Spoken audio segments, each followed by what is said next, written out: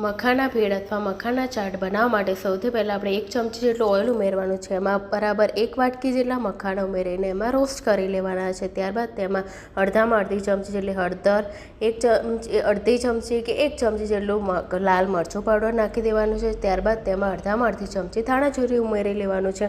હવે એને બરાબર મિક્સ કરી લીધા બાદ તેમાં આપણે 1 ગ્રીન ચીલી કાપીને નાખી દેવાનું છે અને બરાબર મિક્સ કરી લેવાનું। પછી તેમાં આપણે 1 નાની કેરી કાપીને નાખી દેવાની છે। તમારી જોડે જો કેરી ના હોય તો એને સ્કીપ પણ કરી શકો છો। પછી એમાં નાની ઝીણી સમારેલી ડુંગળી, નાનું ટામેટું કાપીને નાખી દેવાનું છે 1 પીસ। પછી તેમાં આપણે 1 ચમચી જેટલું ગ્રીન ચીલી ગ્રીન ચટણી અને આંબલીની ચટણી ઉમેરી શકો છો 1 ચમચી। પછી તેમાં આપણે અડધી ચમચી જેટલો ચાટ મસાલો ઉમેરી દેવાનો છે। આ બધું મિક્સ કરી લેવાનું છે।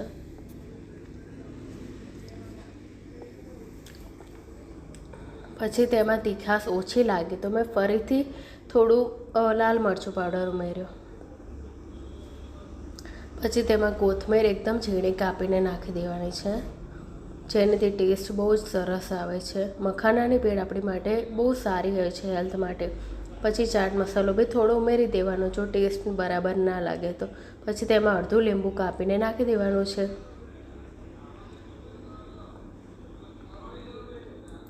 તૈયાર છે આપણી મખાનાની ભેળ।